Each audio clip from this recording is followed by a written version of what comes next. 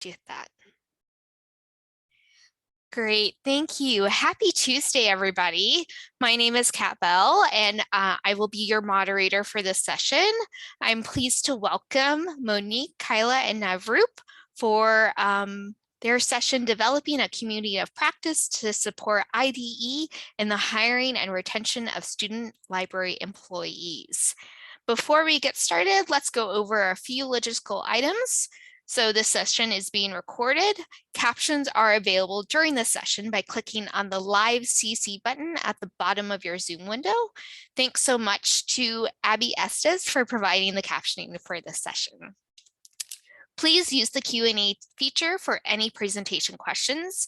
You can choose to do this anonymously. There will be approximately 10 to 15 minutes for the Q&A at the end of the presentation. Please use the chat for general comments or technical issues. Make sure that you are sending it to everyone and not just the host and the panelists. And Andrew Carlos will be our tech monitor for the session, monitoring the chat and including some links in the chat to our collaborative resource sharing document.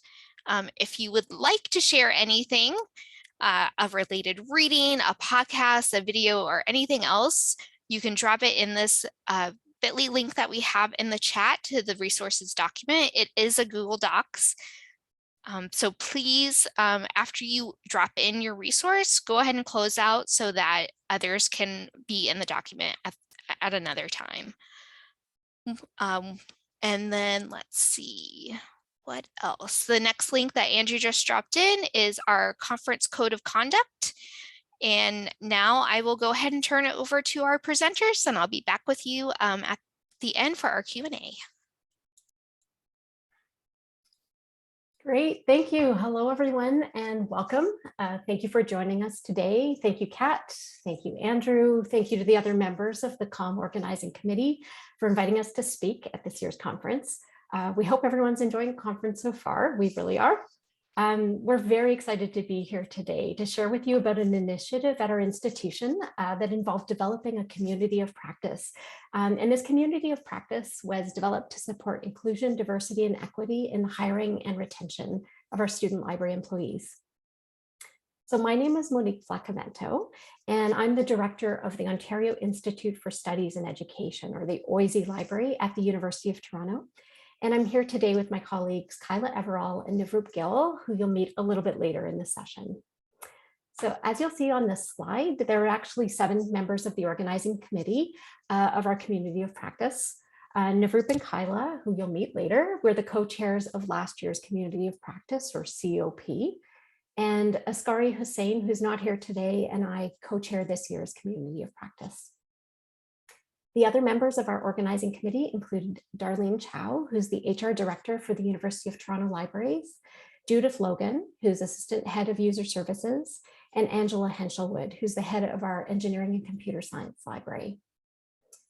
Kyla, Navroop, and I are joining you today from what is now known as Toronto, Canada, which for thousands of years has been the traditional land of the Huron-Wendat, the Seneca, and the Mississaugas of the Credit. Toronto and the University of Toronto, where we work, are located on the northern shore of Lake Ontario in Dish with One Spoon territory, which is covered by Treaty 13. If you haven't had the chance to visit Toronto or the University of Toronto, we hope you will. But in the meantime, we thought it would be helpful to start by providing some context about the city and about our institution, and also some context about the Canadian library workforce. So Toronto is one of the most culturally and linguistically diverse cities in the world. According to the 2016 census conducted by Statistics Canada, just over 51% of Toronto's population was born outside of Canada. The University of Toronto is the largest academic academic institution in Canada. And as you'll see on this slide, of the 95,000 students enrolled at the university, approximately a quarter are international students from over 160 different countries and regions. The University of Toronto Libraries is the largest academic library system in Canada, with 42 libraries spread across 3 campuses. In 2019, the University of Toronto Libraries workforce included about 350 student employees, so just over half of our entire workforce. This is going to be important in the context of the initiative we describe. And the University of Toronto Libraries is really one of the largest employers of students, or possibly the largest employer of students at the University of Toronto. What's interesting is that equity data about employees at the University of Toronto, including the libraries, is collected through an annual employment equity survey. Participation in the survey, though, is optional, so the equity data we have is incomplete. When it really comes to getting a clearer picture of diversity, or rather the lack of diversity in our libraries, we tend to turn to data collected through two recent large-scale Canadian studies. So the 2015 Canadian Association of Research Libraries, or CARL, Human Resources Study, and the 2018 Canadian Association of Professional Academic Librarians census. And what we've shared with you here is the 2018 census results, which was limited in scope to academic librarians, as opposed to all staffing groups. And as you'll see, results of the census show that 90% of the academic librarians in Canada who responded to the survey identified as white, 81% as heterosexual, and 73% as women. Only 2% identified as Indigenous and 1% as Black. 6% identified as having a disability, which is maybe a surprise. And the number is high, likely due to the very broad definition of disability used in this survey. In contrast, in the 2015 study, only 1% of Canadian library workers identified as having a disability. So in summary, the Canadian academic librarian workforce is overwhelmingly white, female, and heterosexual. It's also really important to know that very few academic institutions in Canada are affirmative action employers. While we do have legislation, so the Employment Equity Act of Canada, and this names 4 designated equity-seeking groups. You see here women, Aboriginal peoples, persons with disabilities, and visible minorities. And this is the language of the Employment Equity Act. Academic libraries generally don't have specific hiring quotas or targets. In terms of student hiring at the University of Toronto Libraries, hiring is a fairly decentralized process in that each department, unit, or library is responsible for hiring its own student employees. Generally, our hiring teams consist of 2 people, and these hiring teams may include library technicians, it may include professional managers or librarians, and while not optimal, these interview teams sometimes only include 1 person. Prior to this community of practice, only minimal training was provided for people leading or participating in hiring teams. And the training that was received really focused on things like timelines and other logistics of the hiring practice. It didn't really cover things like how to help a hiring team draft inclusive job postings, or helping them develop rubrics for interview questions, or how to go about assessing candidates from an IDE lens. So what motivated us to want to rethink student hiring? And there were really a number of factors that influenced us in the summer of 2020 when we took on this work, including the global social justice movement following the murder of George Floyd, the pandemic, which provided us with an opportunity to pause and reflect, a desire to change the status quo in terms of the lack of diversity in our libraries and in the profession. We really had a shared interest in improving student hiring practices and providing training for hiring managers across our library system. And we had a strong desire to be more intentional about our own hiring practices and to consider IDE in all stages of the hiring process. Something we talked about a lot was how we were always so busy in that deadline for student hiring would keep sneaking up on us every year, and how as a result of this, we kept doing things the same way year after year after year. We kept screening applicants too quickly, we kept using the same interview questions we'd always used, and we were really keen to disrupt this cycle and to approach hiring in a much more intentional and thoughtful way. We also wanted to share with you some of the underlying beliefs that helped to shape the development of our community of practice. First, we believe that hiring is really important work. And when we thought about it, we really found it kind of odd that our library system had committees for just about everything. We had a committee for research services, for teaching and learning, for circulation, for collection development, and so on. Again, for just about everything really, except for recruitment and retention. We also believe that hiring is a privilege and should therefore be approached with great care, with thought and intention. As managers, we believe it's our responsibility to work towards building a more equitable and inclusive workplace. We also recognize that student library employees often go on to pursue permanent employment in libraries. And so by extension, hiring provides us with this incredible opportunity to help shape the future of our workplace and of the profession. And finally, we recognize that hiring great people isn't enough. Actively building a welcoming and inclusive work environment is essential if we hope to retain the amazing people that we hire. So I'll turn things over to Navroop now, who'll talk about the community of practice. Thanks, Monique. Hi, everyone. I'm Navroop Gill, teaching and learning librarian at the University of Toronto Libraries. So Monique has shared a bit about our motivations and underlying beliefs for making a change in our student hiring and starting a community of practice. So what is a community of practice, or a COP? Well, it's an affinity group of people who want to learn together about a specific topic. COPs are non-hierarchical, meaning that all members are on a learning path together, and active engagement is crucial to the success of a COP. So we had particular motivations for using a COP model. As we often hear in library instruction, one time only or one-shot instruction has many limitations. Learning takes time for reflection and support to put what we've learned into practice. As Monique noted, we were rethinking our hiring in the summer of 2020. So the three of us, along with another planning member, Judith Logan, met to discuss the possibility of developing a training session. And as Monique had just come back for research leave, where she was looking at academic librarian recruitment and practices that support or create barriers in the development of a more diverse and inclusive workforce, she shared that it was important that we not just develop a checklist or a one-off training session. As this topic was nuanced, we needed to grapple with it and ultimately landed on the idea of forming a COP. The COP structure also had built into it a support model where members of the community could provide feedback to others as we rethought our job posting and our interview questions. And most importantly, we were learning together. So no one person is an expert in this topic.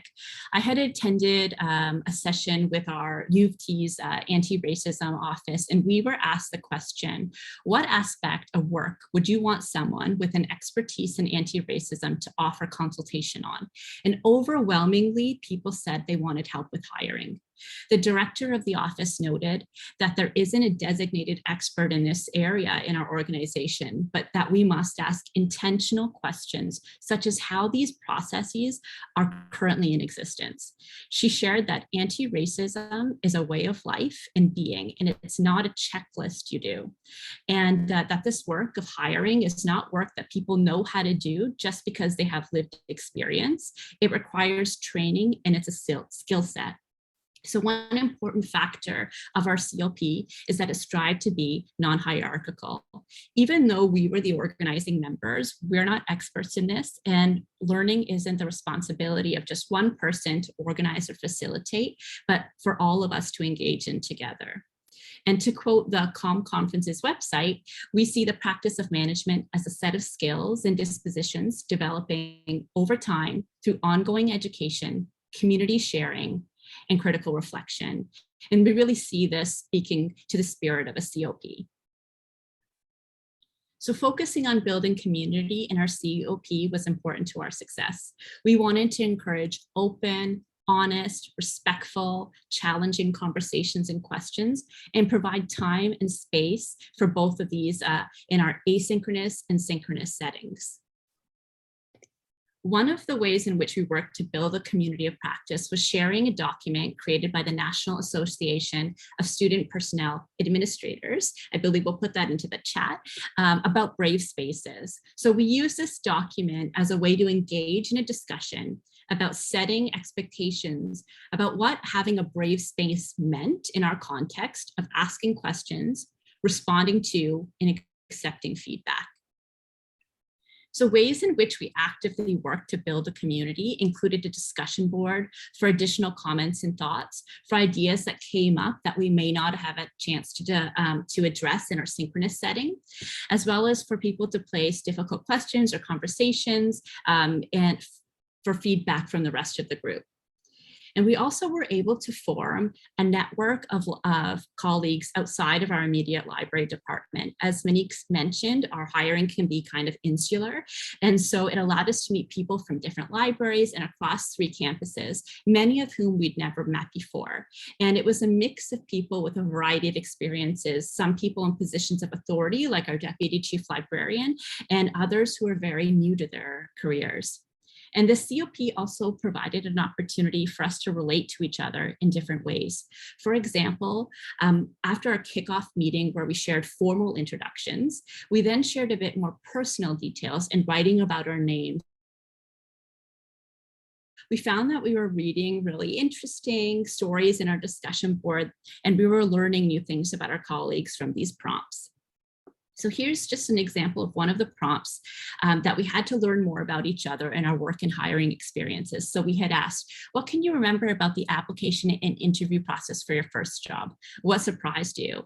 And then separately, we had asked people to sort of talk about an interview fail that they had where they didn't perform well or might not have made a good impression. And many of you have probably seen this duck or other images like this. And so we had used this in our first meeting to understand the affective part of this work and how people were feeling as an important way of relating to each other in our work. And you can feel free, if you'd like, to put which duck best describes how you're feeling in the chat from 1 to 9, what level of deflation or inflation you're feeling at this moment.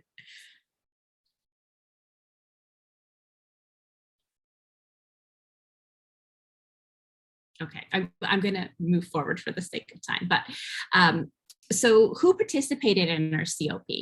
We had 2 cohorts of our IDE COP, and both cohorts included librarians and library staff involved in hiring student employees. The second cohort included people who were interested in hiring, but may not have had the opportunity to do so yet. So that's what you see bolded on this slide. So our first cohort had 17 people, including our deputy chief librarian and the director of HR, who is a member of the organizing team. And the second cohort had 26 members. And we knew the COP would require a big cultural shift. People were used to attending workshops where they might get a handout and they were told the right way with really clear expectations of what was right or what might have been wrong with something. So prior to the start of the COP, we communicated via email the responsibilities of the members, including completing asynchronous content before each session and participating in discussions. For the second cohort, the members were more clearly, the roles and members were more clearly defined, and Monique shared this slide with everyone about what each person would be doing. So the co-chairs, for example, would be scheduling meetings, taking notes, updating the LMS. Facilitators would be suggesting readings, developing activities, and it also outlined what the members would be doing so that the members, that the expectations of what it meant to be a member of the COP was really clearly set from the start. And so for both cohorts, we followed a similar timeline in topics, which included in January, we discussed foundational concepts like unconscious bias and in Canadian employment legislation. We also defined what we meant by IDE in our context. And what's bolded here is in the second cohort, there was more intentional time to speak about the importance of creating a welcoming, inclusive workforce. In March, we talked about job postings and shortlisting candidates and developing rubrics to do so. In April, we talked about interview questions, assessing candidates using a rubric for those questions. And then in June, we talked about mentoring and retention. So throughout these sessions, we spent time on discussing developing rubrics to screen and interview candidates based on the qualifications we were asking for in job postings so that we were effectively assessing the qualifications of candidates. We use asynchronous content to support our synchronous meetings. So 2 weeks before our synchronous sessions, we would post materials and discussion prompts in our learning management system. And members were to review and engage in discussion before the synchronous session. And synchronous sessions would take the form of brief talks, large and small group discussions, and breakout room activities. So here's an example of one of our asynchronous pre-work that we had put into our learning management system. So we provided at least 3 different resources in the form of a bite, snack, and a meal, so that people could see how much time each would take and choose accordingly. Each resource was an entry point into the topic we'd be discussing at our synchronous session, and people were encouraged to engage with at least one. And sometimes it was the same resource packaged in different ways, like a longer research article, and then a short news clip about that research article, and then maybe a medium-length blog post about that article. And here's an example of one of the synchronous activities we did, where we had everyone read a generic student library assistant posting. And then we asked a series of questions, such as, would you consider interviewing the student for this position who has a mailing address in another city, has no previous work experience, or is a returning student who's been out of the workforce for 25 years? So we had a list of questions like this. So people first considered these questions on their own, and then they discussed the bolded questions at the bottom about how they felt about their decision in breakout rooms, which allowed people to reflect on their previous decision-making and where there might be room for improvement going forward. So I'm going to pass it over to Kyla to talk about our successes and challenges. Thanks, Navroop. My name is Kyla Everall. I'm a user services librarian, and I'm the coordinator of our Downsview offsite high-density preservation facility. Oh, that's a mouthful every time. So I'm sure you're wondering, what were the outcomes of these COPs? And one of the things we really wanted to understand with this community of practice was if it changed the thinking of our participants. So we did a temperature check during the first session and then repeated it again at the end of the last session.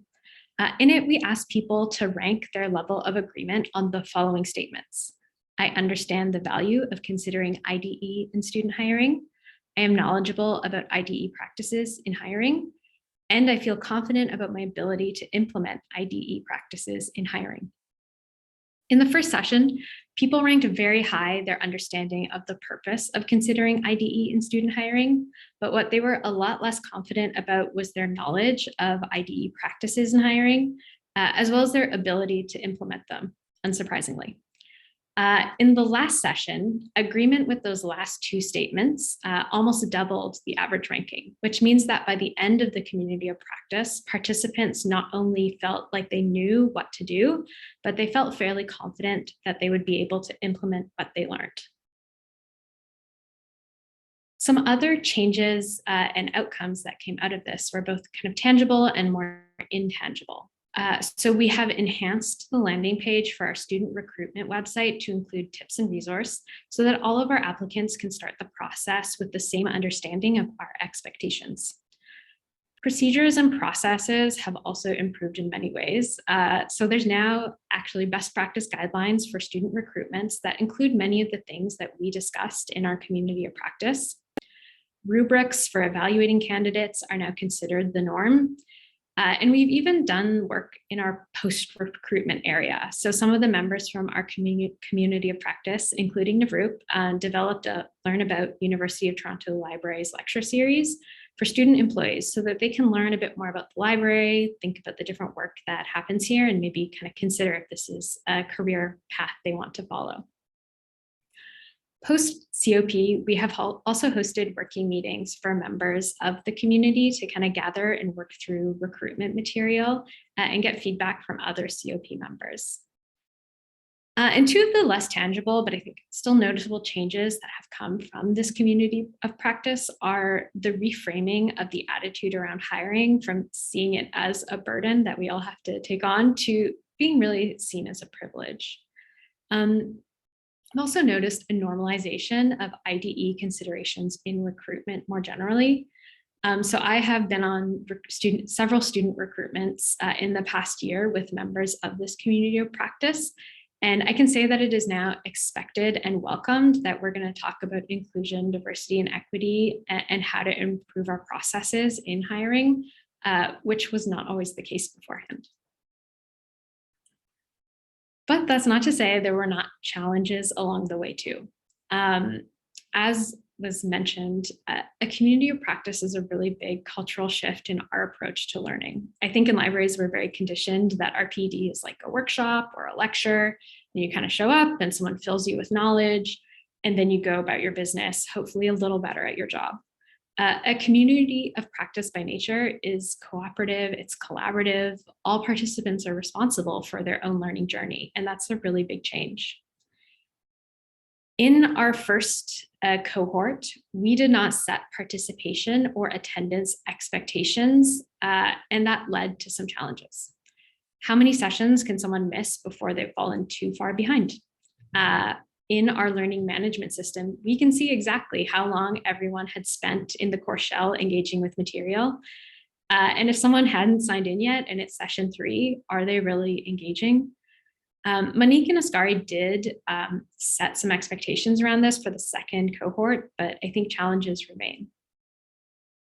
So one of the goals of a community of practice is that all members are responsible for the learning, including facilitating sessions. We were never quite able to get to that level of engagement with the first cohort, but excitingly, members of the first cohort came back to facilitate sessions for cohort 2, which was a nice development.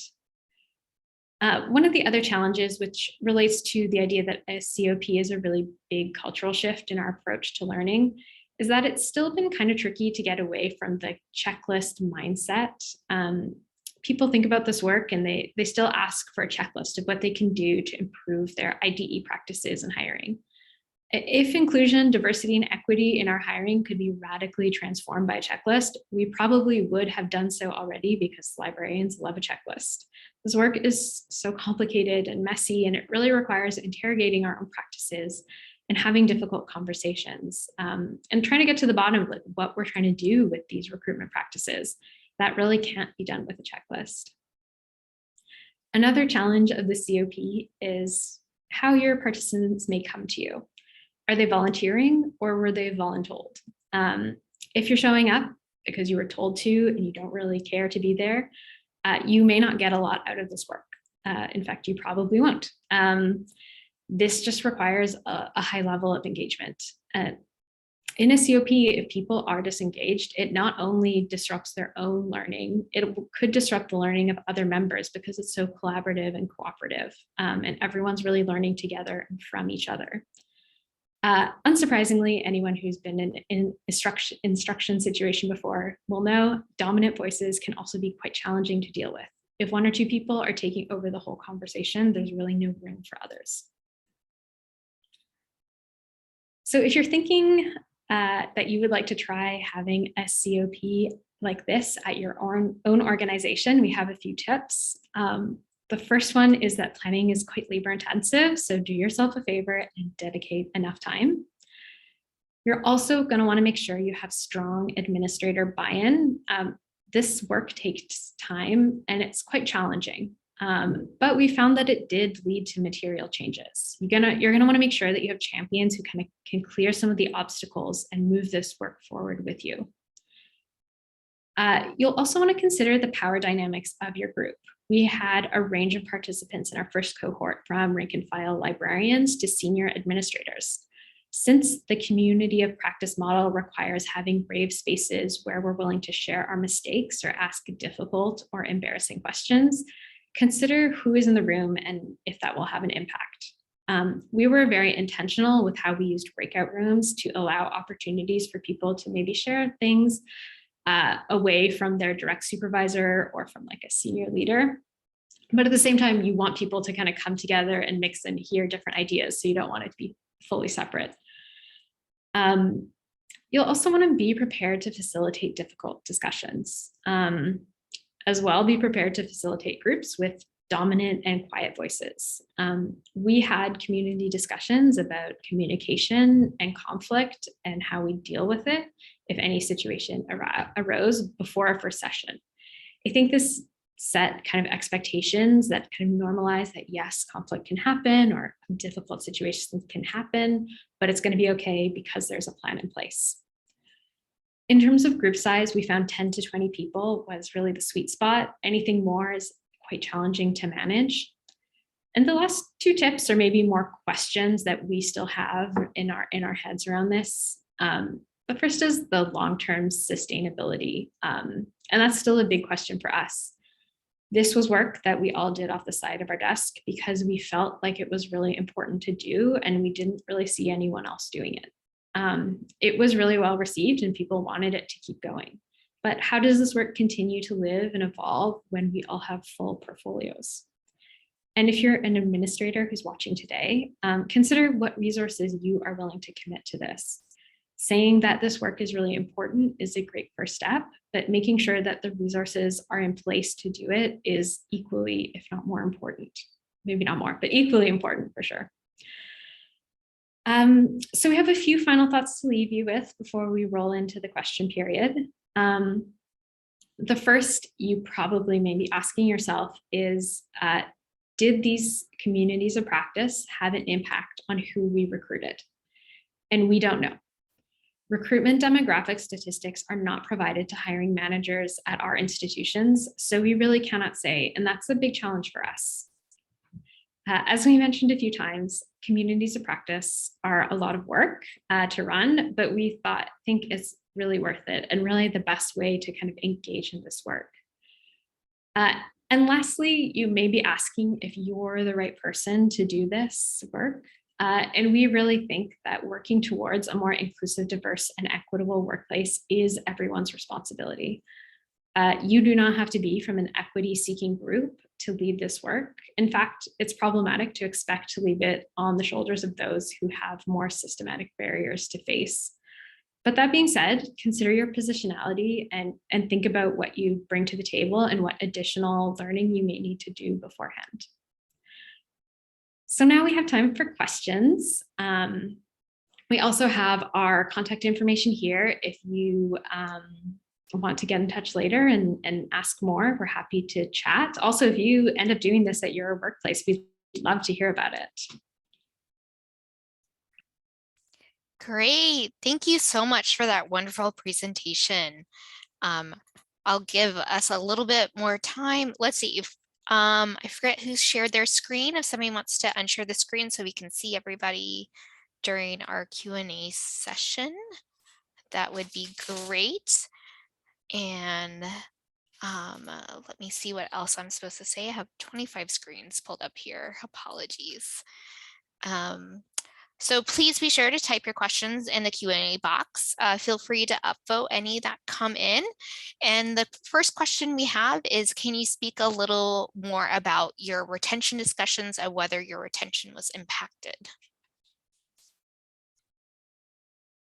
Yeah, I can just start to kick off the conversation. So one of the things we talked about was this dynamic of having a workplace that maybe wasn't it wasn't welcoming to students or wasn't sort of set up for their success. And the idea of recruiting someone in to make a difference in your organization versus your organization being there to support this person coming in. So that was one of the questions that we grappled with and discussed of retaining students of, this is really great work, but we had to do work in our departments and with our staff in order to make it a really welcoming place for students, and as well to support them in some of the challenges that they might experience being someone from an equity-seeking group or a diverse student in their role.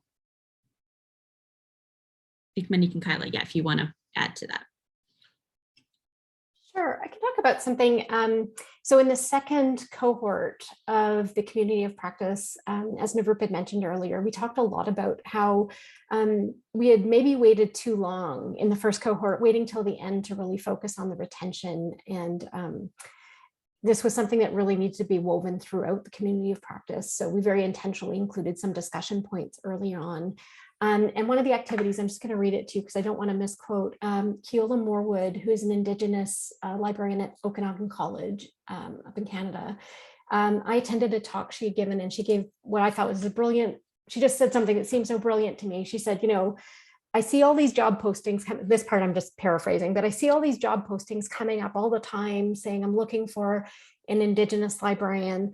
when I read these, I think, what are you doing before I get there to make sure that your library is a welcoming space for me? And that really resonated. And I thought, this is something we really need to start thinking about. Like, let's not wait until after we've hired, let's start having these conversations from the start. So that was actually structured as, in breakout rooms, people starting to have those conversations, again, from the outset of our community of practice, which really helped, I think, as we're moving through the community, thinking about how people are framing the job postings that they have then. And also the realization that, retention, as we think about our job postings, is also about letting even our student employees know what's in it for them. So this is what you can expect from this role. This is what you'll take away. It's not just a paycheck. There's something more in here for you. And what impact has it had on the retention? That's a hard one. What's interesting, I think, is that retention, we generally don't have a problem with retention in terms of our student employees. I think because many students just need that job and they've got loans and everything else to contend with. I think we were thinking about retention in the broader sense, in that how many of our student employees will eventually go on to be in the profession.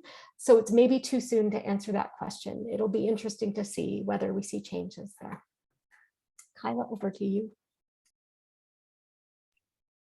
Yeah, I don't have a lot to add other than that. But yeah, I've definitely noticed, like, just in the organization, like a lot more thought around, like, how can we include students in this and how are we connecting with them about this? Like the kind of learning about the organization sessions that Navroop and our other colleagues organized, like just giving students a context for what the big picture of the library is and what all the work that's happening here is not something that I think we were even really thinking about before. It's like we have someone to fill that shift on the desk. And yeah, I've noticed that shift.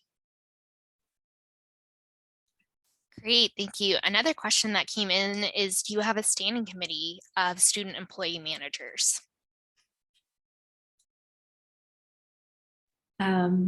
No, we do not. We have brown bag lunches occasionally for hiring managers, but they have varying topics and different people facilitate them. So there hasn't been like a central focus on IDE, say in recruitment, in those brown bag lunches. And kind of what we were talking about before, those have been tended to be like a one-off, maybe topic or theme. And so not really the format that we felt would work for the work that we wanted to do. As we wait for some more questions to come in, I was wondering if you have heard from any students what they think about the changes that have been made to the hiring process. Yeah, so one of the things that Monique had shared from her research was like making the hiring process a little bit more inviting, inclusive for students, was sharing interview questions with students before the interview. And so we've gone through many rounds of student hiring. And so it was 30 minutes before the interview, we'd send out the questions, and they were aware of this when we sent out the email to them, inviting them to the, so a lot of people scheduled it through Outlook automatically. And we've heard back a lot from students saying like, thank you so much for doing that. At the end of one of the sessions, the interviews that I had with the student, and she had said, like, regardless of what happens, I just want you to know that I really appreciated this. It was really helpful. It made me feel less anxious. And I'm sure Monique and Kyla have similar stories that they've heard for that. So that was one of the things that was really impactful for students.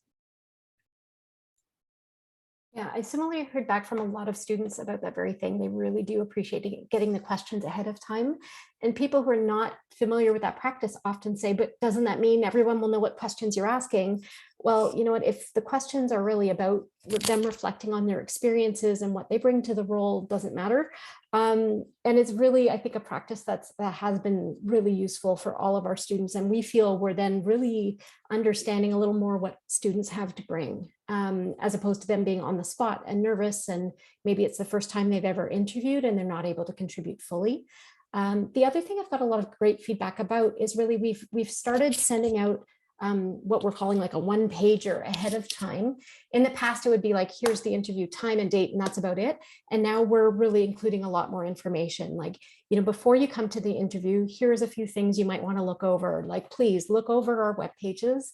Take a look at, the anti-racism actions that we're taking, read over our mission statement, learn a little bit about us and see if this is a good fit for you. So reframing it in that way, helping them prepare, letting them know what to expect, I think has taken, again, a lot of the fear out of it for them. Kyla, over to you. Yeah, one thing that I heard from a student, which really struck me, is they're like, being a university student is all about fitting into other people's boxes and being evaluated by other people and trying to make myself kind of fit this system. And going through a recruitment process like this, it really felt like someone cared about me, and it was about making me fit, or like fitting the process to work for me and not me trying to fit into a process, which I was like, that is amazing. Like that's the dream. That's what we're hoping to achieve. I really appreciate that, Kyla. We're kind of doing a similar research project with students, workers at my libraries right now. And that's one piece of feedback we've gotten too, is how students in the library are seeing how their identity as both a worker and a student are valued in ways that's not valued at other jobs. Absolutely. All right, so another question that we have is, do you have any recommendations for providing or promoting the further visibility or transparency of student employees through staff pages, or have you connected student workers to each other via a listserv or any other sort of community?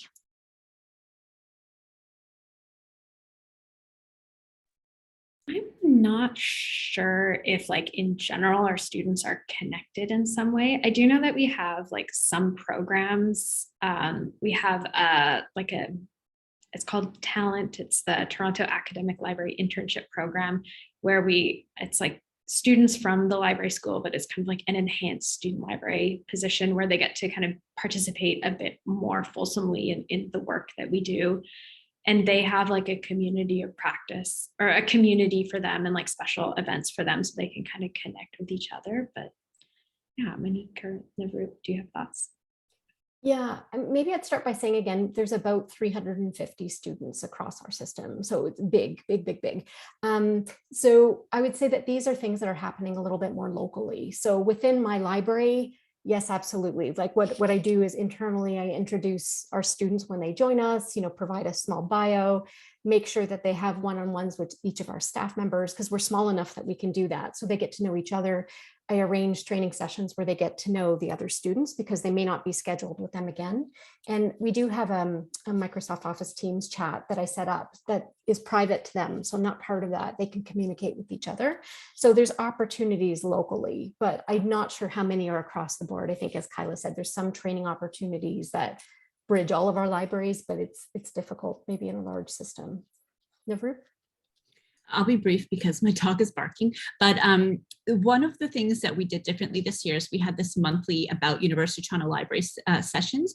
And so students from across all the libraries and different, like there could be a student or a graduate student or undergraduate or graduate, they all are welcome to attend. So that is like a monthly opportunity for maybe people to get an idea of other people's names or questions that they're asking, but it's not really formally like an introduction. But we had in smaller sessions where there haven't been a lot, we have had students go around and introduce themselves and where they're working as a way to kind of get to know each other virtually. And that probably wouldn't have happened in another context because you don't really get to see students in other libraries when you're working in your own. Great, thank you. So the next question is from Robin, and I'm going to tack on her question at the end of her context, and then I'm going to add in another question that came through because I think they're both really related. So Robin's context is, in my library, we grapple with competition between library units to recruit and retain students. Student supervisors seem to believe that their coworkers are actively trying to steal their high-performing students. I feel like a community of practice could help to address workplace culture issues like this, but but would appreciate your perspective. Could you talk more about the strategies for building trust in your community practice? And then this is the other question. Could you share some specific examples of discussion prompts that you found effective?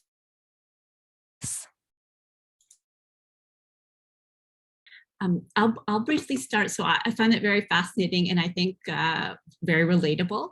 One of the things that we discussed in our community of practice is this tendency to keep picking the same students, like being really impressed with this student got this internship and they got this scholarship, and all of us being really impressed by the same things and not really expanding what our ideas are. And so of what a successful student employee could be. So one of the things we talked about was looking over what were our required qualifications that we're asking for students. Were a lot of them really necessary, or could a lot of it be trained up? And some of those students who maybe hadn't had the opportunity or hadn't had the privilege of an internship or something else, that they're bringing really valuable work experiences, working at the coffee shop, having customer service. And could we sort of expand our idea of what we thought were impressive students?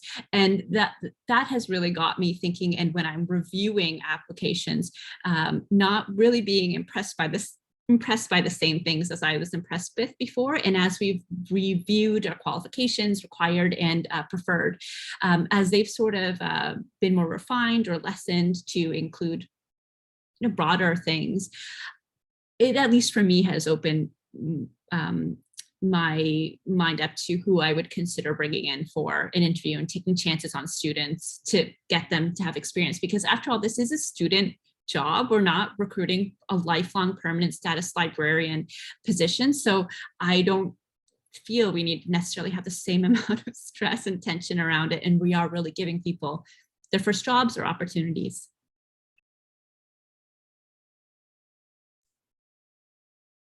Yeah, I mean, as Navroop said, there's a lot of students to pick from. We're very lucky. We're a large institution.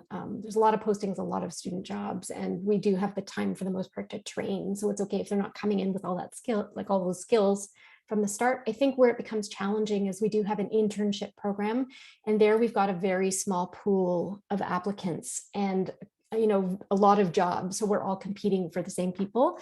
I think it's interesting. I don't know that everybody has participated in community of practice that is hiring for those positions. And that would be an interesting thing to look at to see if that helps to change the culture. But one thing we have done is we've started to have meetings of those supervisors and say, here's the process, here's the, it is a little bit of a checklist in that case. Here are some of the things you can start to do. And the one thing we're going to do differently is it's not going to be whoever gets to the person first. We're actually going to choose a date where all of the offers go out at once.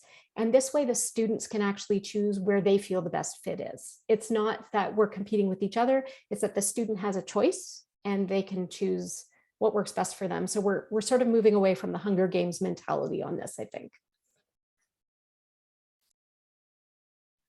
I don't have too much more to add to what Navroop and Monique said.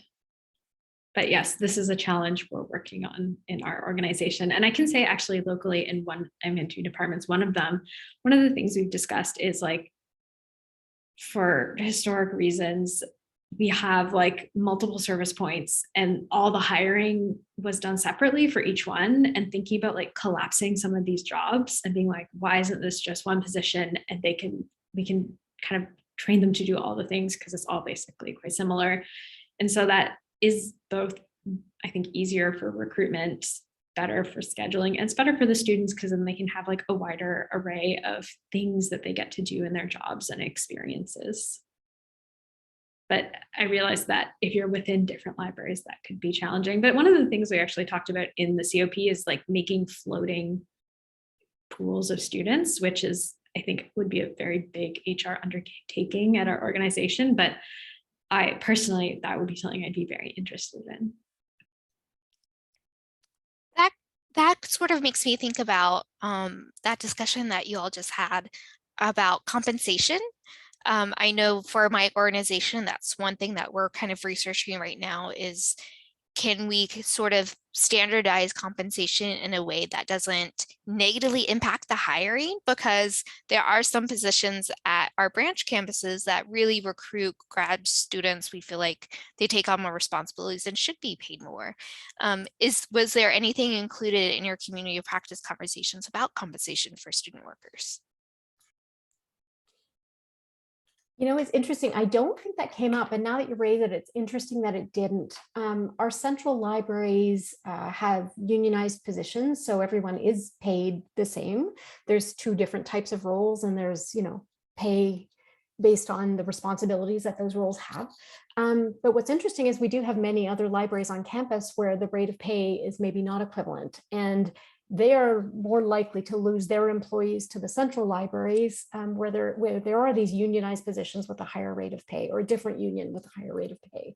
So yeah, now in retrospect, I'm surprised it didn't come up. I don't know if Kyla or Navroop, you heard any conversations that maybe I missed.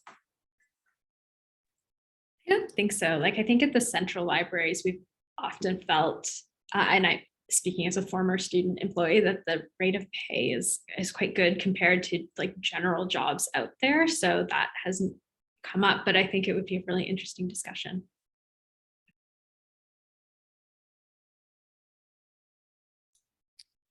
Now that you mentioned that, Kyla, do you know how many people on your community of practice cohorts were formerly student workers? Probably many. Navroop, Monique, and I all were student workers. At the University of Toronto Libraries, I've noticed that we often hire people who were student librarians into librarian roles once they graduate. So yeah, I think that's another reason why we really wanted to focus on this process, because it is a pool that we draw from heavily. I just want to really emphasize that, like that idea where Kyla mentioned it before, where at the beginning, a lot of people think about, oh, it's such a chore to do the student hiring because they're only going to be with us for X number of months or maybe a year or two, and then they're gone and we do it all over again. But really changing the thinking here to potentially you are hiring your future colleagues or maybe your boss, that these are folks that probably, if not working at this library, will probably go on to work in another library, is it? And understanding the importance of this work that we're doing. One of the really rewarding things too is undergraduate students who hadn't ever considered librarianship as a career, and seeing a number of them that we've hired that have gone on to library school, because obviously, well, not obviously, but the University of Toronto has a library school affiliated with it. So we do have like a really great student employees to get from the library school, but they're already on the path to librarianship. So one of the conversations that we had at the COP is how do we extend the pool of candidates to make it more inclusive and diverse, and have student employees who weren't even thinking about it think about it. And so that's been really rewarding, is for the student library assistants, the undergrads, to actually think of it as a career and actually apply to library school and write those reference letters for them. That's great to hear. In the research that we've been doing in my organization, 50% of our staff filled out a survey, and out of those, that 50%, 71% said that they had been student workers. I mean, that's a huge amount of people in our organization who kind of came through as students, and we see it. We have students who are grad assistants and then they become staff. And unfortunately for us, we don't have we don't have a library school at my university, and we just had one open up in the state. So it'll be interesting to see, if we start having more of those conversations of recruiting our students into the profession. Another question came through. Did your community of practice touch upon effective ways of supervising students? If so, what kind of questions were asked?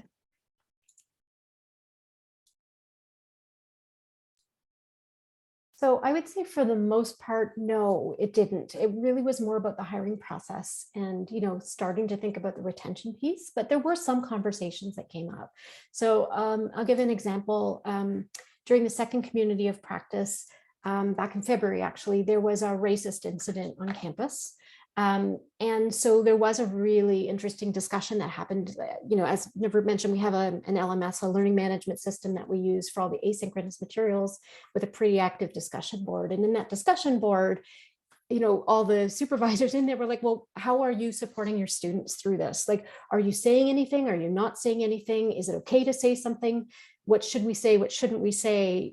My identity is different. Does it matter? So it was interesting to see people grappling with that and everyone chiming in and supporting each other in that way. But I don't know, Navroop, Kyla, did you have other examples?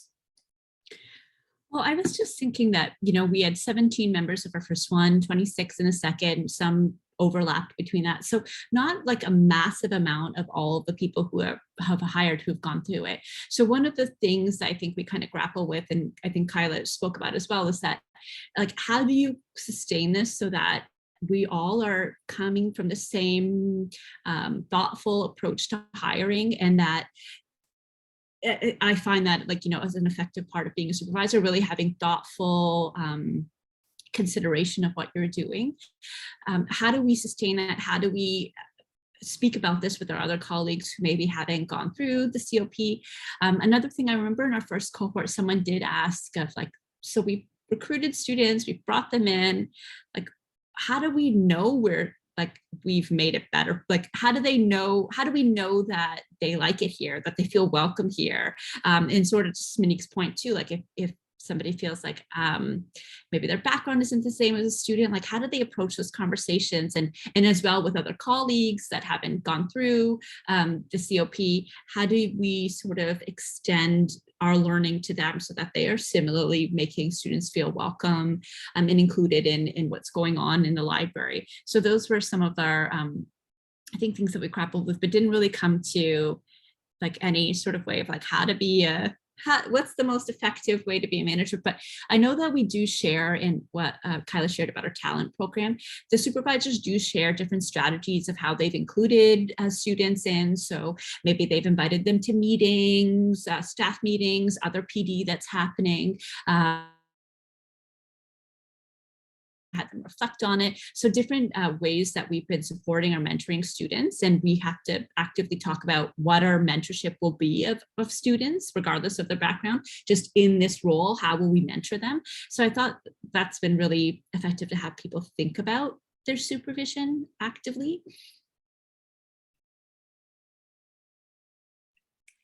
Yeah, I don't really have anything else to add, but yeah, I think just going through the community of practice, although the supervision piece was not like really a thing we touched on that much, I've noticed it kind of these ideas like coming into other discussions I'm having with supervisors, which is nice. So like the learning continues, even though the community of practice is done, or the first cohort.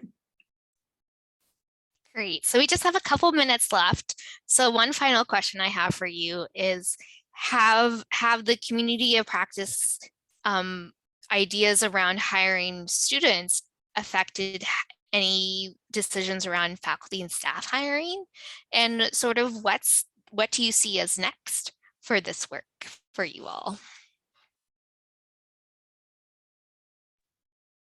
Monique, do you want to speak to this? Because I feel like maybe you are a bit more involved. Yeah, that's a really interesting question. I'm not sure how to answer that. So I would say in terms of the actual practices, we were thinking about the practices for librarian recruitment with an IDE lens, and staff recruitments and intern recruitments and student recruitment sort of at the same time. However, the idea of a community of practice, which I personally believe is key to this learning, has really only happened at this point with the student hiring. We did have one small group of supervisors who I guess were leading search committees for librarians, because there just happened to be maybe I think it was 4 or 5 recruitments that were happening at the same time. And sort of we formed our own little community, but it wasn't in such a structured way. It was just thinking through some of the practices, but not quite like this. I think it would be fantastic if this rolled out further, but that's just my personal thoughts on this.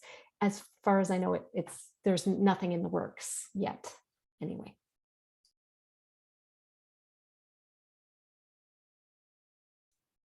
Any final thoughts from anyone? Maybe just thank you, everyone. We know it's late in your day and you've already been through many sessions, so Thank you to the 76 people still with us this afternoon. We hope you enjoyed it. Please get in touch if you have any questions. We are happy to chat more and learn from what you're doing as well. Thank you. Well, thank you so much, Monique, Kyla, and Navroop for your presentation today. We want to thank all of you for joining us on the end of day 2 of CALM 2022. We're so glad you were able to join us. Just so you know that evaluation survey will be available for you to complete. It should be coming to you via Sched in your email, and it will be, and it's also available in Sched. If you go into the session, you'll see a feedback survey button above the session description. So thank you all for attending. Get lots of rest, and we will see you back tomorrow afternoon or morning, depending on your time zone. Thank you.